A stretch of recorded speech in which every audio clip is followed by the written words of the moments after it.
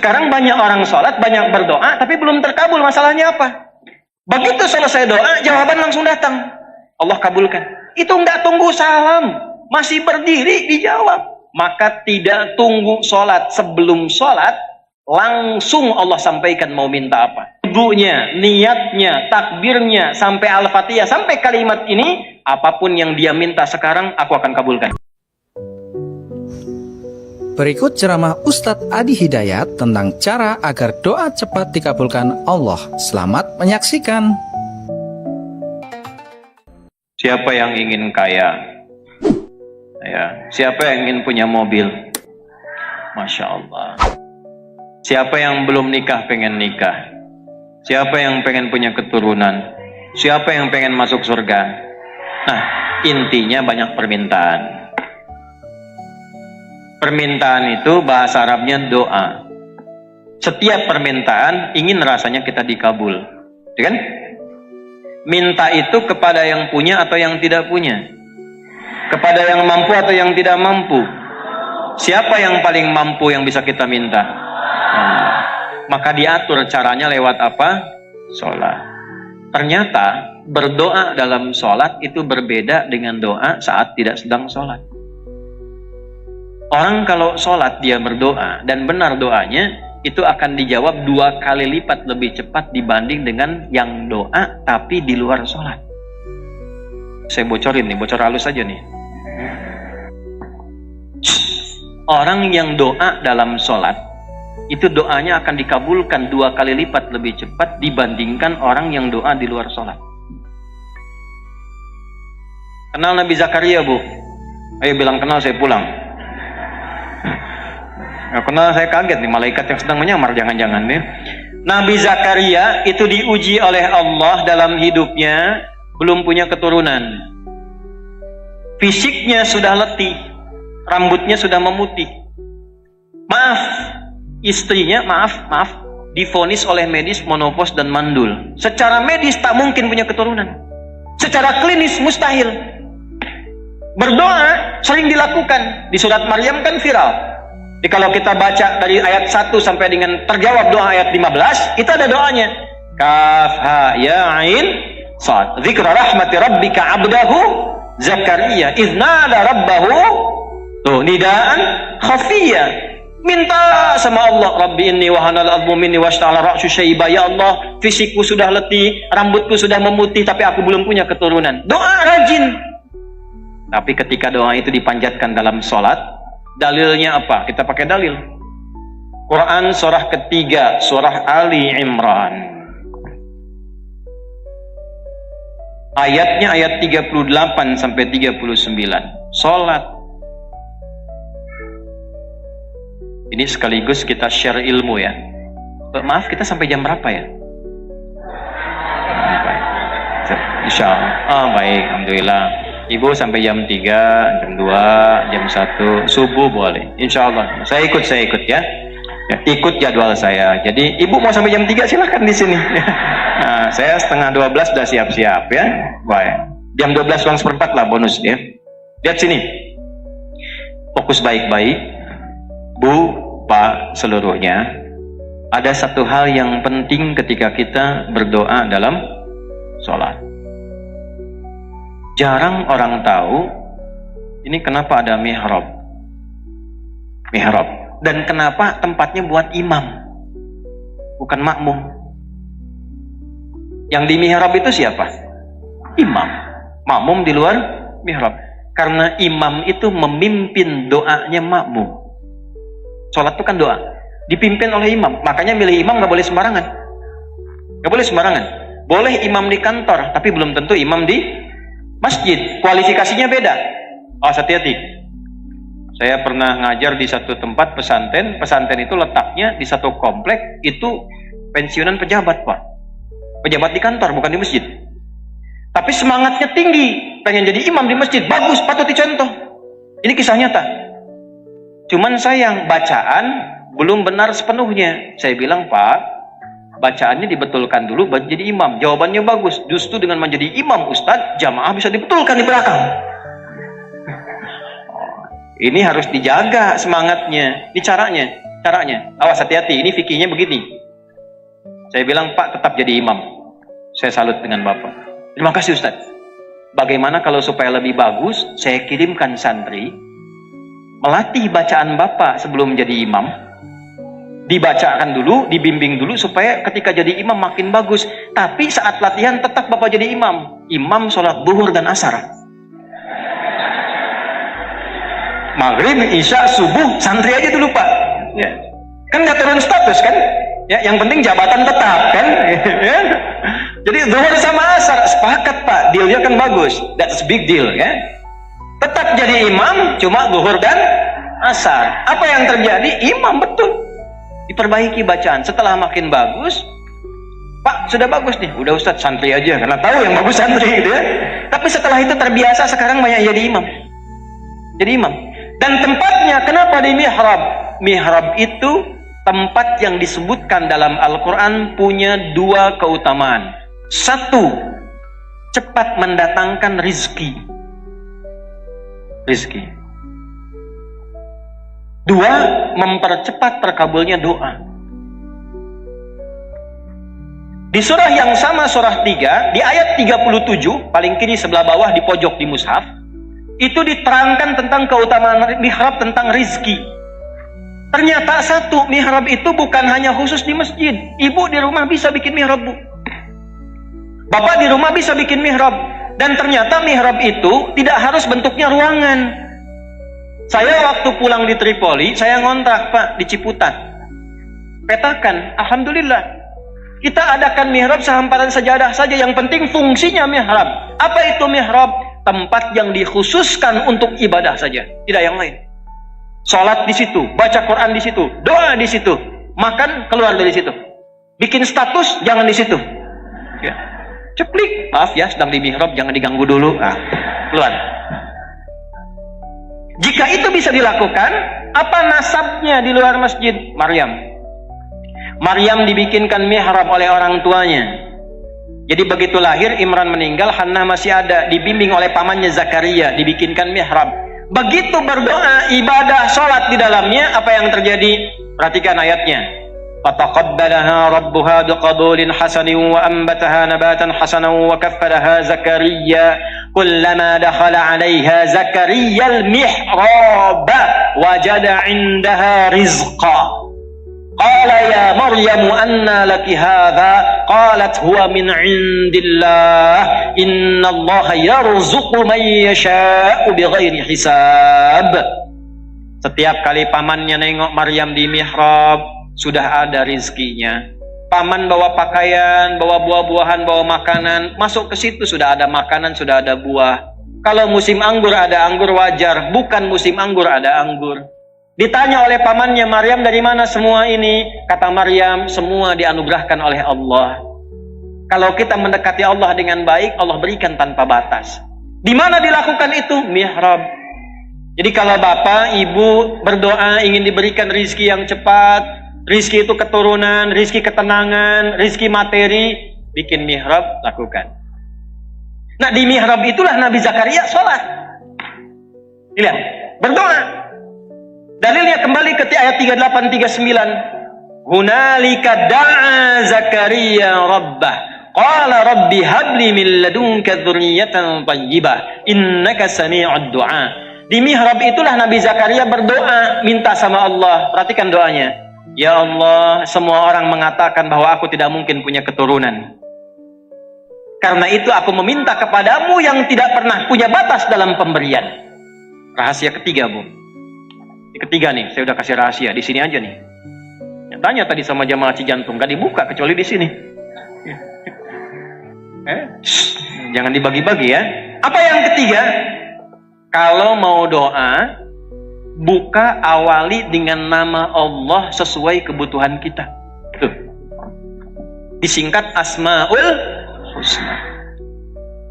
Dalilnya apa? Quran surah 17. Ayat berapa? 110. Qulidu'allaha, hei adi, hei fulan, hei fulanah, kalau sedang punya harapan, punya keinginan, punya doa, kata Allah sebut namaku, minta. Awid Rahman, atau sebut nama kasihku Rahman. Ayyamma tad'u falahul asmaul husna. Tapi kalau engkau punya keinginan spesifik, cari namaku yang sesuai kebutuhanmu. Rahasia Asmaul Husna itu semua namanya Allah siapkan sesuai kebutuhan dan masalah kita. Pengen ilmu yang belajar ya Alim, pengen rizki ya Razak, punya masalah pengen kekuatan ya Sabar, pengen dilapangkan ya Al-Fattah. Suami keras pengen dilembutkan minta ya Latif. Pilih Bu sesuai dengan harapan kita, doa kita, tidak harus semuanya. Nanti yang ibu nggak butuh dikasih. Suami sudah lembut dibaca ya Latif gemulai akhirnya. Pilih salah satu. Nabi Zakaria divonis tidak mungkin punya keturunan, maka beliau minta sebut nama Allah yang punya sifat pemberian tanpa batas, namanya Wahhab. Permintaannya hab. Qala rabbi habli min ladunka dzurriyyatan thayyibah. Ya Allah, orang mengatakan enggak mungkin, karena itu aku minta kepadamu yang tidak punya batas dalam pemberian. Kalau kepada yang Maha mendengar tidak terkabulkan, juga kepada siapa lagi lantas aku mesti meminta? Doa itu ternyata dipanjatkan saat sedang sholat. Tahu dari mana sedang sholat? Ayat 39-nya. Fanadatul malaikatu wa huwa qa'imun yusalli fil mihrab. Annallaha yubashshiruka bi Yahya. Tiba-tiba yang tadinya sering doa sekarang dipanjatkan dalam sholat. Langsung turun malaikat menyampaikan, Allah mengabulkan doamu, dan turunnya cepat tanpa jeda, pakai fa, harfu atfin rabitin baina syai'aini bila hudud. Huruf yang merangkai dua peristiwa cepat tanpa jeda. Peristiwa pertama berdoa, peristiwa kedua terkabulnya doa. Antara berdoa dengan terkabul tanpa jeda. Begitu selesai doanya, belum selesai sholatnya. Bahasa Qurannya masih berdiri Bu, sholatnya belum selesai. Begitu selesai doa, jawaban langsung datang, Allah kabulkan. Tuh, kalau sholatnya benar, itu enggak tunggu salam, masih berdiri dijawab. Nabi Zakaria sholat dulu, berdiri, minta dikabul. Umat Nabi Muhammad SAW, karena 10 kali lipat dijamin oleh Allah lewat syafaat dan kemuliaan nabinya, maka tidak tunggu sholat. Sebelum sholat, langsung Allah sampaikan mau minta apa.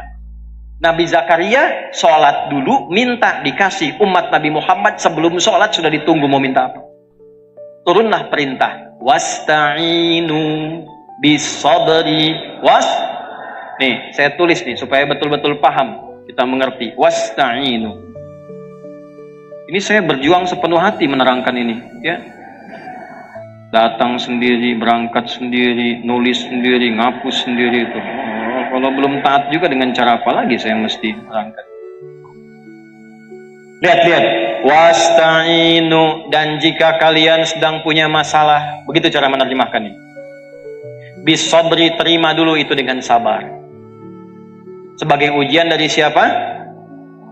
Cara sabar gimana? Yakinkan pada diri kita, Allah tidak akan menguji kecuali kalau kita la yukallifullahu nafsan illa. Yang kedua, yakinkan setiap masalah pasti ada solusinya. Inna ma'al usri.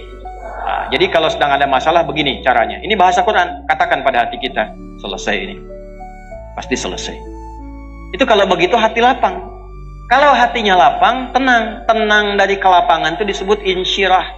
Makanya kalimatnya ada di surat Al-Insyirah. Alam nashrah laka wa wada'na an wa rafa'na laka fa inna ma'al usri Nah, inna ma'al usri itu bahasa kitanya, pasti selesai, pasti selesai. Hati lapang. Gak mungkin saya diuji kalau saya nggak sanggup. La yukallifullahu nafsan illa. Hei Asep, ada Asep di sini? Ganti. Agus? Ada. Ini pasti nggak ada nih. Suneo, udah pasti nggak ada tuh. Pasti nggak ada. Nggak ada kan? Ada juga. Hei Suneo, ya. Engkau tidak akan diberikan ujian kecuali engkau sanggup mengatasinya. Dan memang ujian itu adalah jalan untuk mendapatkan jawaban doamu. Jika kalau sedang punya masalah, yakinkan saya yang dikasih itu karena saya sanggup. Kalau tidak sanggup, akan dikasih ke ibu, Bu. Kalau saya tidak sanggup, saya tidak akan diberi ujian karena sanggup. Karena mau dinaikkan dikasih. Dan kita dipercaya oleh Allah. Allah percaya dengan kita. Kenapa kita tidak percaya dengan Allah? Kenapa ibu sedih begitu? Ya. Wasta'inu. Nah, caranya bagaimana supaya meminta solusi? Terima, sabar, wassalah, datanglah lewat sholat. Perintahnya wasta'inu, lalu kita ingin rubah ke dalam bentuk doa, minta. Ini perintah dirubah ke doa. Cara merubahnya bagaimana? Kembalikan di ilmu sorof ke tasrif. Tasrifnya bagaimana? Ista'ana, yasta'inu, isti'anah. Bahwa musta'in, ista'in, ista'an, musta'an. Ya, ustu'ina, yusta'anu. Jelas? Oh, jemaah YouTube kan tasrifnya begitu. Taba yatubu, YouTuban. Pasbaka yufesbiku, Facebookan. Ya. Ista'ana yasta'inu, yasta'inu. Ini masih dia. Kalau dibawa ke kita untuk tawadu merendah, robah dalam ilmu balaghah, robah dari ya jadi nun, yasta'inu menjadi apa? Nasta'in. Ke atas nasta'in begini. Nasta'inu. Ini asalnya. Perintah Allah, wasta'inu, kita minta, nasta'in. Mintanya ke siapa? Mintanya ke siapa? Boleh selain Allah tidak? Hanya pada siapa? Dalam bahasa Arab, hanya kepadamu, bukan kepada selainmu. Iyaka namanya. Maka sebelum nasta'in, masukkan kata iyaka. Artinya mengkhususkan, litaksis. Hanya kepadamu ya Allah, kan engkau yang perintahkan. Aku yang lakukan. Itu ke Allah. Kalau manusia kan beda. Kau yang memulai, kau yang... Nah itu gitu ya. Ini karena ke Allah. Ya Allah, engkau perintahkan, aku lakukan. Engkau bilang wasta'inu, aku lakukan. Iya kanas. Nih saya baca nih. Ibu bapak waktu sholat ada kalimat ini enggak? Iya kanas ta'in. Saya tanya, itu dibaca waktu ruku atau waktu sujud? Berdiri. Bukan saat ruku, bukan saat sujud, saat berdiri. Saya tanya nih, Nabi Zakaria itu saat minta, beliau dalam keadaan apa tadi? Berdiri dalam apa? Sholat, minta dulu, berdiri dikasih. Umat Nabi Muhammad sebelum berdiri, hayya ala sholat, ayo sholat. Kita tanya, kenapa ya Allah? Dijawab lewat suara muadzin. Muadzin itu pemanggil dari kata adzan. Adzan itu jamak dari kata udhun. Udhun itu telinga. Diperdengarkan pada orang-orang yang masih punya telinga dan pendengaran. Hayya 'alal falah, supaya engkau bahagia, tenang, terjawab harapanmu, kumpul semua kebahagiaan, namanya falah. Dibawa oleh kita, saat berdiri kita bacakan, ya Allah, aku menghadap sebagai hamba. Hamba bahasa Arabnya abdun. Maka Nabi dipanggil Isra Mi'raj dengan menggunakan kalimat abdun. Tadi qori kita baca surah 17 ayat 1. Subhanalladzi asra bi. Kalau doa ingin dijawab maka menghamba. Nabi punya gelar Rasul, Nabi punya gelar Nabi. Tapi ketika menghadap Allah nggak pernah dibawa-bawa tuh. Ya Allah, saya Rasul nih, cepat kabulkan. Nggak ada. Ya Allah, saya Nabi, masa Nabi nggak dijawab? Nggak ada. Ketika dipanggil Isra Mi'raj, merendah, tawadhu, abdunnya yang dipanggil. Kalau doa ingin dijawab, merendahlah kita, tunduk. Di bawah itu, bagaimana wujud ekspresi ketundukannya? Sampaikan turunan katanya. Apa turunannya? Abdun dari kata abada. Tasrifnya gimana? Abada ya'budu abadan wa ibadatan fahuwa abidun wa dhaka ma'budun u'bud. Kata Allah u'bud. Kembali ke Quran surat Thaha ayat ke-14. Siap ya Allah, kami beribadah, kami sholat. Diganti kata abadah menjadi kami sholat, ibadah hanya kepadamu. Abadah jadi ya'budu, karena rendah hati na'budu. Kepada siapa ibadahnya? Boleh kepada yang lain. Tidak, karena kita khususkan, ilmu balaghah datang litakhsis, datangkan kata iyaka di depannya. Iyaka na'budu. Begitu kita salat iyaka na'budu, langsung Allah jawab, mau minta apa? Maka kita katakan wa iyyaka nas. Sekarang lihat hadis qudsinya. Kita nyambung ke hadis. Quran kan sudah, hadis belum. Saya bacakan hadis qudsinya. Qala an Abi Hurairah radhiyallahu ta'ala anhu. Anin Nabi sallallahu alaihi wasallam qala Qala Allah Azza wa Jalla, hadis riwayat sahabat Abu Hurairah. Abu Hurairah menerima dari Nabi sallallahu alaihi wasallam. Nabi mengatakan, inilah hadis qudsi. Allah berfirman, qasamtu salata baini wa baina 'abdi ala nisfaini. Aku bagi dua bagian dalam salat untukku dan untuk hambaku. Wali 'abdi ma sa'ala, kalau hambaku menunaikan kewajibannya dalam salat benar, aku berikan apapun yang dia minta. Ntar dulu, jangan amin aja dulu, ntar dulu. Aku berikan apapun yang dia minta kalau benar. Kalau benar. Teruskan hadisnya. Idza qala al-'abdu alhamdulillahi rabbil alamin. Kalau hambaku mulai salat dia bertakbir baca iftitah sampai Fatihah sampai kalimat alhamdulillahi rabbil alamin. Qala Allah azza wa jalla, maka Allah menjawab kalimatnya, hamadani 'abdi, hambaku sedang memujiku. Bu, ternyata saat salat kita dijawab oleh Allah. Makanya punya sifat ihsan. Hadis Muslim nomor hadis yang ke-8. Anta'budallaha ka'annaka tarahu fa illam takun tarahu fa innahu. Kalau tak mampu melihat Allah yang mengawasi menjawab kita, rasakan diawasi. Wa idza qala al-'abdu ar-rahmanir rahim, kalau dibaca lagi ar-rahmanir rahim, perhatikan jawabannya. Asna alayya 'abdi, hambaku sedang menyanjungku. Wa idza qala al-'abdu maliki yaumiddin, kalau hamba membaca maliki yaumiddin, qala Allah azza wa jalla, Allah menjawab majjadani 'abdi, hambaku sedang mengagungkanku. Sekarang lihat, di sini intinya.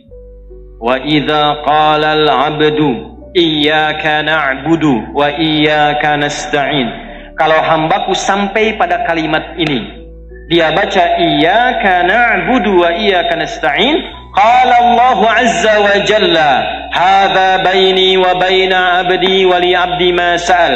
Inilah perjanjianku mulai berlaku sekarang. Kalau hambaku benar dari mulai wudunya, niatnya, takbirnya sampai al-fatihah sampai kalimat ini, apapun yang dia minta sekarang aku akan kabulkan. Makanya sholatnya dibagi 5, Pak, supaya masalah subuh sampai zuhur selesai di zuhur, tidak dibawa ke isya. Ada yang tidak punya masalah sekarang? Tidak, wajah kita wajah masalah semua. Saking sayangnya Allah, jangan dibawa tuh sampai ke isya. Subuh ke zuhur masalah selesai, zuhur ke asar masalah selesai, asar ke maghrib selesai, maghrib ke isya selesai, isya tinggal tidur. Jadi mimpinya udah enak. Rumusnya apa? Istighfar, baca ayat kursi, Al-Ikhlas, Al-Falaq, An-Nas, sholat 2 rakaat, tidur, tenang tidurnya, nyaman, selesai masalahnya. Itu rumus. Ya, nah ini rahasia yang kedua. Jadi kalau catat lagi ya, catat. Kalau benar sholatnya, untuk menjadi benar itu bagaimana caranya? Itu peristiwa Isra Mi'raj yang harus diturunkan. Sekarang banyak orang sholat, banyak berdoa, tapi belum terkabul. Masalahnya apa? Kan sholat isinya doa semua. Ini saya contoh ya. Duduk di antara 2 sujud, kan mintanya juga banyak tuh. Rabbighfirli warhamni wajburni warfa'ni warzuqni, gitu kan? Wahdini wa'afini wa 8 sendiri tuh. Kok belum terkabul? Rabbighfirli, ya Allah ampuni aku, warhamni sayangi aku, wajburni lindungi aku, warzuqni berikan rizki kepadaku. Habis sholat minta lagi, ya Allah anugerahkan rizki kepadaku. Malaikat tanya, tadi waktu duduk di antara 2 sujud apa? Itu warzuqni.